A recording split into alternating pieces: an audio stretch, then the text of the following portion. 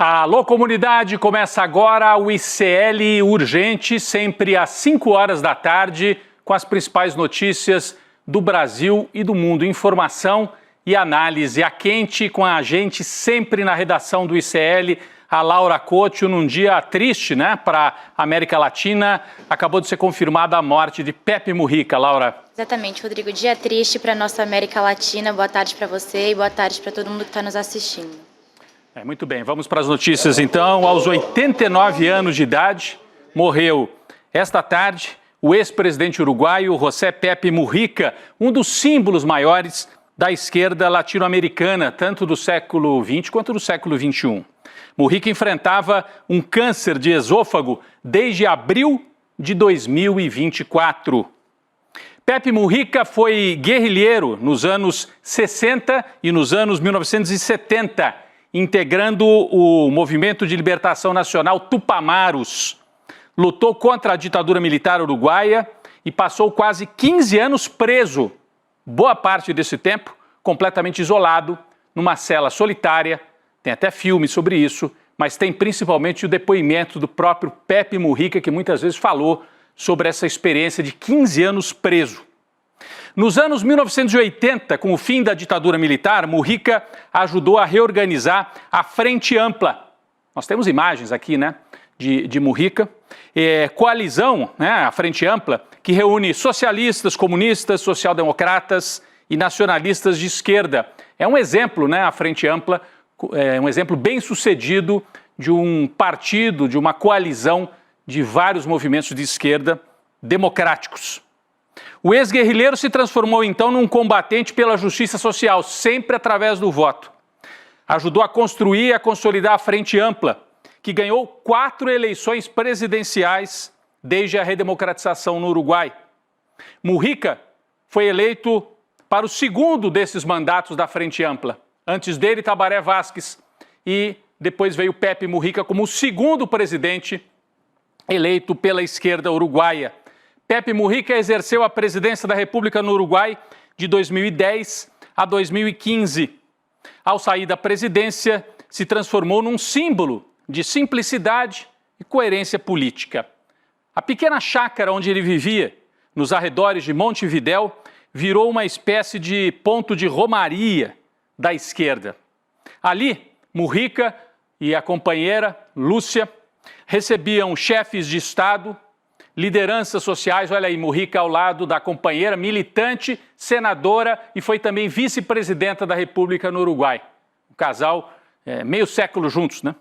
Mas eles recebiam na chácara lideranças sociais, chefes de Estado, o próprio presidente Lula esteve algumas vezes por lá. Tem a famosa cena de Lula com o Mujica no Fusquinha, que o Mujica ainda dirigia até pouco tempo.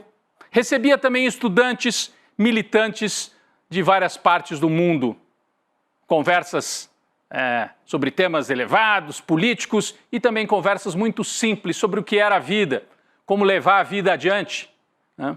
Ele era um homem ligado à terra, nasceu numa família no interior do Uruguai, a vida inteira ligado à terra e acreditava que trabalhar na terra até mais de 80 anos de idade dava vitalidade e fazia com que vivesse com os pés no chão. Mujica nunca quis luxo, disse que não se importava com dinheiro e o discurso batia muito com a prática. Isso é que é muito diferente. Isso é que fez com que ele se transformasse num símbolo. Aqui ele está ao lado de outros presidentes uruguaios, essa é outra característica dele. Esses outros 3 aqui, presidentes de direita no Uruguai. De direita, mas uma direita democrática, né? A direita no Uruguai perdeu várias vezes para a Frente Ampla, ganhou algumas e eles conviviam. Então o ex-guerrilheiro se converteu para a batalha democrática, né? E ajudou a eleger o atual presidente uruguaio e ajudou também a consolidar esta geração de esquerda que no começo do século XXI construiu o que se chamou de socialismo do século XXI. Hugo Chávez na Venezuela, né? Néstor Kirchner e Cristina Kirchner na Argentina, Tabaré Vázquez e Pepe Mujica no Uruguai, Rafael Correa no Equador, Michelle Bachelet no Chile, Evo Morales na Bolívia. Olha, é muita gente, né? Foi uma frente realmente ampla também na América Latina de presidentes de várias linhas, inclusive os presidentes petistas. Uma linha mais moderada, mas também compondo esta geração de lideranças de esquerda, né, que acabaram chegando ao poder. Mujica, um pouco assim com uma trajetória parecida com a da Dilma, né? Foi guerrilheiro, ela foi guerrilheira e os dois viraram presidentes da República. Você está vendo imagens aqui do presidente Lula condecorando Pepe Mujica. Uma imagem recente, já nesse terceiro mandato, quando Lula volta ao poder, ele faz questão de ir ver, de visitar o Pepe Mujica lá na chácara, perto de Montevidéu, e entrega esta condecoração. A gente percebe o Mujica já enfraquecido. Ele falava abertamente sobre a doença, mas com muito mais categoria do que certas pessoas, né? Que ficam se expondo, colocando os exames, expondo a situação toda no hospital. Viveu com dignidade os seus últimos meses, ajudou a eleger o presidente uruguaio. Vamos, daqui a pouco, conversar com o Fabián Restivo, jornalista argentino, né, que foi um dos últimos a entrevistar o Pepe Mujica. Mas antes disso, eu vou para a redação com a Laura Cocho. Já tem repercussão internacional, né, Laura? Inclusive aqui do Brasil e do Uruguai, né? O Ministério das Relações Exteriores do Brasil publicou uma nota de falecimento do ex-presidente uruguaio Pepe Mujica. Eu trouxe aqui um destaque.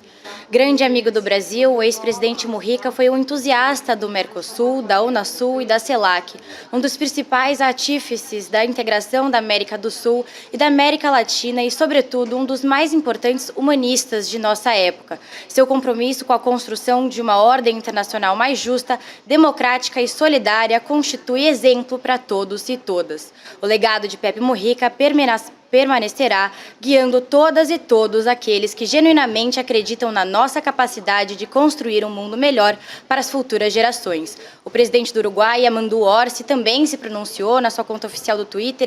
Ele disse: "É com profundo pesar que anunciamos o falecimento do nosso colega Pepe Mujica, presidente, ativista, líder e líder. Sentiremos muita falta de você, querido velho. Obrigada por tudo que você nos deu e pelo seu profundo amor pelo seu povo." Uma das últimas aparições públicas do Mujica foi no comício da candidatura do Orsi. Em tom de despedida, o Mujica disse: "Estou no final da partida, absolutamente convencido e consciente. Sou um velho que está muito perto de onde não se volta, mas sou feliz porque vocês estão aqui", Rodrigo. É emocionante, eu estava aqui emocionado com a mensagem de Yamandu Orsi. Laura, foi uma passagem de bastão, literalmente, né? Yamandu Orsi tem 50 e poucos anos, né? Jovem, né?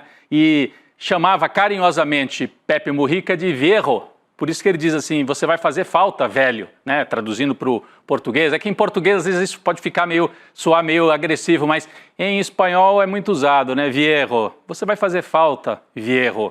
É carinhoso, né? E uma das últimas aparições, como você disse, do Mujica, aparições assim públicas e políticas, foi num comício do Yamandu Orsi, e a Frente Ampla conseguiu voltar ao poder, né? A Uruguai estava com um presidente de direita, o Lacalle Pou, e a Frente Ampla, com muito empenho do Mujica, conseguiu eleger Yamandu Orsi. Você citou aí uma frase, Laura, dita pelo Pepe Mujica nesse comício. A nossa equipe separou um trecho, uma das falas mais emocionantes nessa espécie de passagem de bastão, passagem de gerações, em que o Mujica, né, conversa com o povo ali nesse comício em Montevidéu. Vamos assistir, Laura. Porque estou al final del partido, absolutamente convencido y consciente. Pero tenía que venir hoy acá, por lo que simbolizan ustedes. Entonces, soy un anciano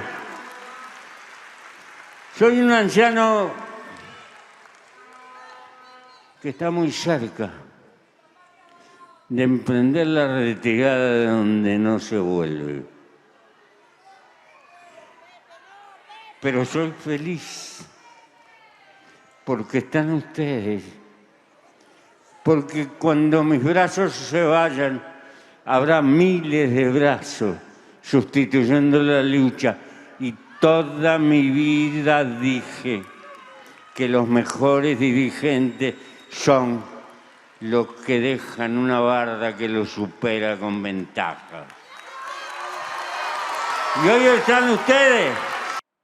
É emocionante a fala de Pepe Mujica, dizendo, né, os meus braços já não estarão os braços de vocês, e um grande dirigente é aquele que consegue formar uma geração nova e passar o bastão, né, como a gente fala aqui no Brasil, e ele, com muita consciência, né, do que estava acontecendo, dialoga com o povo lá em Montevidéu, uma espécie de testamento público, político, que Pepe Mujica deixou nesse comício, após a vitória de Yamandu Orsi. Emocionante. Emocionante. Aliás, ele fala da vida, né? Ele fala da morte até com naturalidade, porque é assim, né? Um homem que não tinha fé religiosa, mas espiritualidade tinha, né? E a maneira como ele fala da morte deixa isso muito claro. Nós vamos conversar agora, tenho o prazer de chamar aqui para conversar com a gente, o Fabián Restivo, jornalista, está em Buenos Aires, ali pertinho, né, de Montevidéu, e foi um dos últimos jornalistas, Fabián, a entrevistar o Pepe Mujica, dirigindo, né, esse documentário, Conversas com Pepe Mujica, que foi exibido com exclusividade no Brasil aqui pelo ICL. Grande documentário com esta bela entrevista, até algumas imagens já apareceram aqui. Fabián, você que esteve ali, né, acompanhou Mujica já nessa reta final, o que você sentiu dele naqueles últimos momentos? Publicamente ele deixava claro, né, estava lidando com uma certa naturalidade com a passagem dele, mas qual é o legado político e humano que fica de Pepe Mujica nesse momento? O que a gente pode dizer, Fabián? Obrigado pela sua presença. Olá, Rodrigo. Como você está? Um abraço para todos por lá. A realidade é que a morte sempre é um assombro, né? Mas neste caso não é uma surpresa, porque nós estávamos esperando já há muito tempo, que quando foi a primeira etapa do câncer e tal, mas o velho tinha um coração de ferro, né? Que acabou resistindo além de sua doença. O que ele deixa para frente são palavras, né? São palavras que têm como respaldo, como contrapartida, as ações dele, os fatos da vida dele. Então, aquilo, eu não quero usar a palavra legado. Você lembra que alguma vez falando, eu falei com ele que o livro poderia ser um legado, e o velho odiava a palavra legado enquanto se referindo a ele, então eu não vou usar essa palavra por respeito. Eu lembro que ele ficou muito bravo com essa palavra legado. Não, o que ele deixa para frente é um exemplo a ser olhado com muita atenção, né, e compreendido, que é bem mais difícil que olhar e até ouvir. Rodrigo. A política sempre deixa palavras. Acho que, não sei se o Fabián me ouve, mas uma liderança Agora política sim. sempre deixa palavras, é claro, né, o discurso, mas o mais interessante no Mujica é que as palavras batiam muito com o estilo de vida, né? Você entrevistou o Pepe Mujica lá na chácara, né, no sítio, ali perto de Montevidéu, ali nos arredores de Montevidéu, né? Qual é a impressão? É claro, eu convido todos para assistirem o documentário que está aqui na plataforma do ICL, Conversas com Pepe Mujica, mas qual é a impressão que você ficou nessa reta final? O Pepe Mujica estava preocupado com alguma coisa o afligia, né? Esse mundo com a extrema-direita avançando, o que ele trouxe para você em relação a isso, nessa resistência contra o avanço da extrema-direita que está aí de novo? Inclusive na Argentina, no Brasil tivemos o Bolsonaro e na Argentina o Milei, né? Agora. Olha, o que acontece aqui é o seguinte, Rodrigo, é que aquilo não foi uma entrevista, né? Quer dizer, o Pepe e eu fomos amigos há mais de 15 anos, e de tanto falar, um amigo comum falou, olha, isso aqui a gente deveria fazer um livro, um documentário, certo? Tudo aquilo que aconteceu depois. Então, aquele fluxo da direita entrando na vida das pessoas era uma coisa com que ele se preocupava muito, porque ele falava, parece que não é possível dar um para nisto, parece que eles vão avançar e os nossos jovens não estão suficientemente preparados para fazer isso, e as dirigências não estão deixando essa coisa que ele fala no final. Ele falou muito comigo disso. Quer dizer, nós temos que preparar os jovens para eles nos superar com vantagens, sabe? E era uma preocupação dele, era uma preocupação dele. Ele, obviamente, ele tinha um microfone, quer dizer, para o mundo, mas a preocupação existia. E, de fato, nós falamos algumas vezes, quando aconteceu que o Bolsonaro foi presidente do Brasil, ele falou, o próximo vai ser a Argentina, porque o planejamento parece o mesmo e a falta de resistência, infelizmente, parece a mesma. E então, o seu ato de resistência era falar com jovens o tempo todo, falar com quase todo mundo o tempo todo, explicar o tempo todo, ensinar o tempo todo e tentar ele compreender por que acontecia aquilo. No documentário que está na ICL, e segundo me falaram, hoje vai ser emitido mais uma vez, ele fala nisso. Ele fala nisso. Quer dizer, que quando chegou a civilização digital, ele pensou que nós tínhamos uma ferramenta maravilhosa, só que não contávamos com a inteligência nossa, que é, segundo ele, de um macaco com uma metralhadora. Então, quer dizer, o problema não é a ferramenta, o problema é a compreensão das coisas. E como ele era uma pessoa que vivia em estado de pensamento permanente, então, claro, era uma pessoa muito preocupada, né? Sem dúvida. Tinha razões para ser. Tinha que estar preocupado, todos nós estamos. Agora, Fabian Restivo, só para confirmar, hoje às 9 horas da noite, a gente vai transmitir mais uma vez o Conversas com Pepe Mujica. Agora há pouco, enquanto o Fabian, jornalista, né, argentino, fala muito bem o português, já morou no Brasil, então conhece muito o Brasil também, é um prazer estar aqui conversando com ele, mas enquanto o Fabian Restivo conversava aqui com a gente, você via na tela algumas cenas desse documentário. E se você não assistiu, convido para que hoje à noite, às 9 horas, você assista aqui no ICL a retransmissão de Conversas com Pepe Mujica. Curiosamente, né, Fabian, o Uruguai se manteve imune a esta onda de extrema-direita, seja pela tradição do país, seja porque Pepe Mujica e muitos outros, uma obra coletiva, foram capazes de construir a frente ampla, né, esta ferramenta que foi capaz de evitar um avanço de extrema-direita. A que você acredita o fato de que o Uruguai se manteve imune por enquanto, e a gente espera que para sempre, desse avanço da extrema-direita que chegou ao Brasil, bateu na Argentina, está ameaçando chegar ao Chile, chegou aos Estados Unidos, à Europa, e o Uruguai está imune, e um seguidor, vamos dizer, de Pepe Mujica, Yamandu Orsi, é hoje o presidente lá no Uruguai, Fabian? Olha, o Uruguai é uma pérola, sabe? O Uruguai é uma pérola da cultura cidadã, da cultura política. A formação das ideias é uma coisa que foi um processo cultural tão longo que já é natural, sabe? Quer dizer, eu tenho amigos uruguaios e tal, que quando o Lacalle Pou era presidente, eles testaram o que é um governo de direita. E muitas vezes, eu falando com eles, falava, mas você pode fazer uma coisa assim, quer dizer, algumas ideias.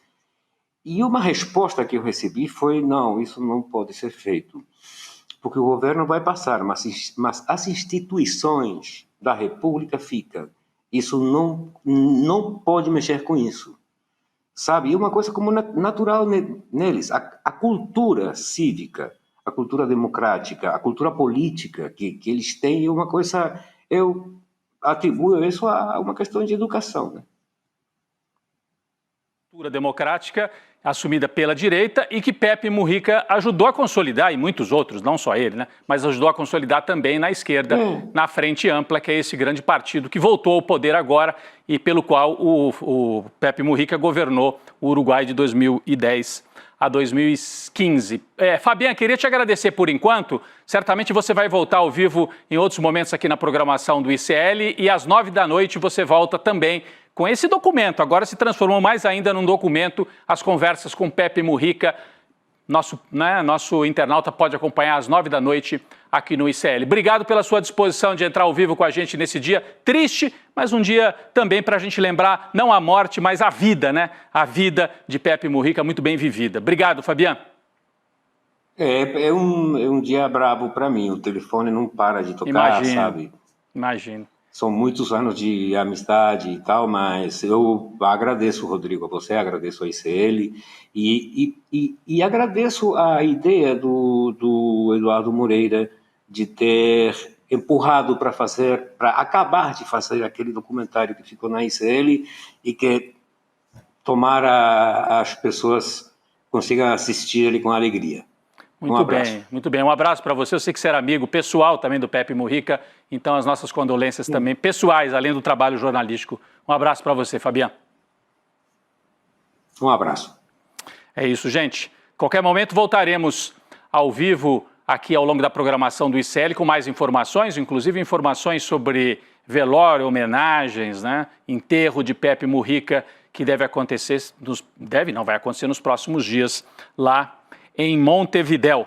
A gente volta, inclusive, no ICL Notícias, segunda edição, atualizando este tema. Vamos falar da política brasileira, né? Hoje com um pouquinho menos de tempo, porque Pepe Mujica mereceu aqui a nossa abertura e merece muito mais. Merece muito mais, pelo que cumpriu, né, ao longo da vida. Como eu disse, 15 anos preso, metade desse tempo numa solitária, sai da cadeia e se constrói como um líder da democracia, da esquerda democrática no Uruguai e na América Latina como um todo. Viva Pepe Mujica! Uma vida muito bem vivida. Faltavam 7 dias para ele completar 90 anos de idade. Falando do Brasil, o diretor de uma das entidades investigadas por aplicar descontos indevidos em aposentados é ligado ao presidente da Câmara, Hugo Motta. Notícia de hoje, importante, hein? Isso explica muita coisa. Hugo Motta abrigou no seu gabinete Jerônimo Arlindo da Silva Júnior, diretor da CONAFER, Confederação Nacional dos Agricultores Familiares e Empreendedores Rurais do Brasil. Jerônimo, que era conhecido como Júnior do Peixe, foi secretário parlamentar de Hugo Motta entre outubro de 2020 e fevereiro de 2021. A gente tem até uma foto dos dois juntos aqui. Não é essa imagem é o Hugo Motta, claro, mas tem uma foto, essa aqui, ó. Estamos falando do Hugo Motta, presidente da Câmara, e do tal do Júnior do Peixe, ali do lado dele, que era um dos articuladores diretores de uma das entidades investigadas pelo escândalo do INSS. Bom, em 2024, o Júnior Peixe, esse aí, ó, tentou ser candidato a vice-prefeito pelo Republicanos, o partido de Hugo Motta, em Marisópolis, no sertão da Paraíba, que é o estado do Hugo Motta. Então mostra muito a proximidade entre esses dois, o que talvez explique, né, o fato do Hugo Motta não está tão animado para fazer CPI do INSS como quer o bolsonarismo. Aliás, muita gente da direita está envolvida nesse caso, porque começou tudo na época do Bolsonaro e do Temer. Temos aqui um exemplo importantíssimo. Traz mais detalhes para a gente, por favor, Laura Couto. Rodrigo, eu queria trazer só mais um detalhe mesmo. Na verdade, a CONAFER ela é a segunda entidade com mais descontos associativos registrados no INSS, com 484 milhões descontados entre 2019 e 2024. Ela fica só atrás da CONTAG, que é a Confederação Nacional de Trabalhadores na Agricultura, que recebeu 2,1 bilhões no mesmo período. Até o momento, o Hugo Motta e o Júnior do Peixe, né, o Jerônimo, ainda não se manifestaram sobre esse assunto. Rodrigo. Só para confirmar aqui, parlamentares da oposição protocolaram um requerimento para a criação de uma CPMI, comissão mista no Congresso, ou seja, deputados e senadores. A oposição conseguiu o apoio de 36 senadores e 223 deputados. A comissão está sendo batizada pela oposição como CPI do roubo dos aposentados. Só que, como a gente mostrou aí, é tiro no pé para a oposição. A gente tem também uma matéria, né, Laura, no nosso site, do Kleber Lourenço, mostrando que se a oposição pode dar um tiro no pé com esta CPI, o governo também fica numa situação incômoda, né, Laura? Porque muita gente que assinou a CPI tem cargo no governo federal, é isso, né? Exatamente, Rodrigo, exatamente. Segundo a matéria do nosso colega Kleber Lourenço, pelo menos 132 parlamentares de partidos que ocupam ministérios do governo Lula assinaram esse requerimento para pedir a CPI do INSS. A conta inclui deputados e senadores do União Brasil, do PP, do PSD, MDB e PSB. Esses 5 partidos, eles juntos, eles comandam 9 ministérios do governo Lula. União Brasil foi quem deu mais assinaturas, 39 assinaturas, e o partido controla as pastas do turismo e das comunicações. O PP foi o segundo que deu mais assinaturas, foram 28 assinaturas, e o partido comanda a pasta dos esportes. Rodrigo. Muito bem, eu vou dar uma aceleradinha aqui, estou só avisando aqui a nossa coordenação, vou para um outro tema importantíssimo, a notificação para quem vai receber de volta o dinheiro que foi desviado. Vamos já para esse tema. O INSS notificou hoje todos os 9.400.000 aposentados e pensionistas que tiveram algum desconto indevido por parte dessas associações. O aviso foi feito por meio da plataforma Meu INSS, que enfrenta alguma instabilidade, muita gente tentando operar ao mesmo tempo. Então, atenção, primeiro alerta, é só pelo aplicativo que o governo vai conversar com você. Se vier de outra maneira, é golpe. Você tem que entender bem isso.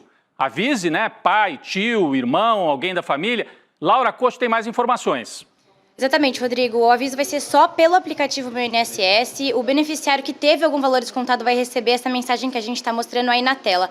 A mensagem diz o seguinte: o aviso importante para você. Foi identificado desconto de entidade associativa, em seu benefício. A partir de amanhã você poderá informar se autorizou ou não através do Meu INSS ou ligue 135.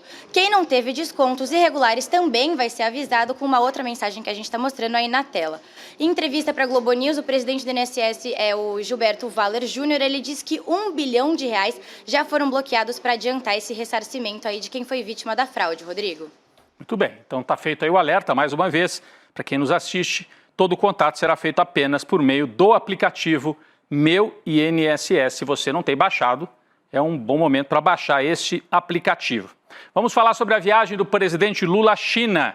O presidente participou hoje da cúpula China-CELAC, a comunidade de estados latino-americanos e caribenhos. Aliás, Mujica teve papel fundamental para ajudar a organizar a CELAC.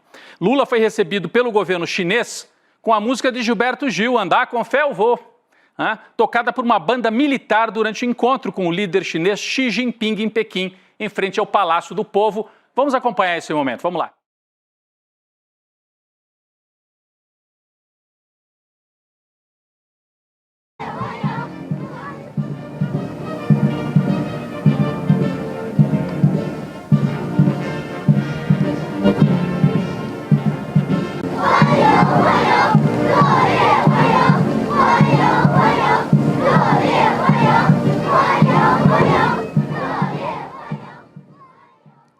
Não deu para ouvir tão bem, eu achei emocionante. Na outra viagem do Lula à China, tinham tocado a música do Ivan Lins, né? Um novo mundo, um novo tempo. E agora, Andar com Fé Eu Vou, os chineses capricham nos detalhes para receber o presidente Lula. Logo após uma reunião com o presidente chinês Xi Jinping, o presidente Lula afirmou que a relação entre Brasil e China nunca foi tão necessária, né? Ele usou esta expressão. E nós temos um trecho da fala de Lula sobre esse tema. Vamos acompanhar esse trecho? O discurso de Lula lá na China, a fala dele. Temos, né? É só um trechinho. Se está aqui na tela, eu vou ter que botar o óculos então, gente, porque eu achei que fosse passar aqui o trecho de Lula, né? Guerras comerciais não têm vencedores, elas elevam os preços, deprimem as economias, corroem a renda dos mais vulneráveis em todos os países. O presidente Xi Jinping e eu defendemos um comércio justo e baseado nas regras da Organização Mundial do Comércio. Lula ressaltando esta relação Brasil e China nunca foi tão necessária. Só para completar, né? Lula está na China, vai voltar, vai ter um jantar hoje lá com os chineses, depois ele retorna ao Brasil, falando em China e em Estados Unidos, né? Hoje a China, durante a visita de Lula lá pela China, derrubou o veto que tinha feito a importação de aviões fabricados pela Boeing norte-americana, gigante norte-americana de aviação. Isso acontece depois do país firmar um acordo com o governo dos Estados Unidos para a redução das tarifas. Então Lula está lá, o Brasil vai arrancar algumas vantagens comerciais no meio desta guerra, mas China e Estados Unidos também, né, fazendo uma volta atrás, tentando rever e reduzir, né, o peso desta guerra comercial que está afetando o mundo inteiro. Daqui a pouco a gente volta no N2 com mais informações sobre a morte e as homenagens a Pepe Mujica. Mas nós temos uma boa notícia aqui antes de encerrar. Muita gente pediu, estão abertas as matrículas da segunda turma da pós-graduação do ICL em parceria com a FESP. Eu digo sempre, a FESP é a faculdade onde se formou Florestan Fernandes, o maior sociólogo brasileiro. E a FESP está em parceria com o ICL, não é pouca coisa, é tradição acadêmica com inovação do ICL, juntos para levar até você uma super pós-graduação. Já foram 4.000 alunos na primeira turma e agora vem a segunda turma. E para animar ainda mais você a se inscrever nesta segunda turma, aula magna. Aula magna, faltam 2 dias para o Gessé Souza conduzir esta aula magna, que tem o título Por que as elites odeiam o povo brasileiro? É uma aula aberta online, gratuita, vai acontecer ao vivo aqui a 2 dias. Você pode se inscrever para ela digitando iclurgente.com.br, iclurgente.com.br, ou faz aqui pelo QR Code com o seu celular. Gessé Souza faz essa aula de apresentação, você certamente vai se animar e vai depois querer fazer a pós-graduação do ICL. O Eduardo Moreira vai explicar tudo para você logo depois da aula do Gessé Souza. Faça a inscrição e depois vire membro do ICL. Virando membro, você pode acompanhar conteúdos especiais, por exemplo, esse que nós vamos rodar hoje à noite de novo, sobre o Pepe Mujica. Mas é muita coisa no ICL. Pós-graduação do ICL. Faltam 2 dias para a aula magna do Gessé. Bom, Laura, obrigado pela sua participação nesse dia aqui, quente, triste, mas também da gente louvar a memória e a vida de Pepe Mujica. Laura. Até, Rodrigo. Até amanhã. Tchau, tchau. Obrigado. Até amanhã. Vem aí o ICL Notícias, segunda edição, com a Gabi Varela e Chico Sá. Valeu, gente. Até amanhã. Faltam apenas 2 dias para a aula inaugural de lançamento da segunda turma da pós-ICL. Eu quero te convidar a refletir comigo. Por que as elites odeiam o povo brasileiro? E como elas se organizam historicamente para impedir que o povo tenha acesso à verdadeira soberania. No dia 15 de maio, às 20 horas, ao vivo. Você sabe qual é a diferença entre informação e conhecimento? Uma informação é um fato dado sobre algo ou alguém. O conhecimento é a capacidade de interpretar e analisar criticamente uma informação.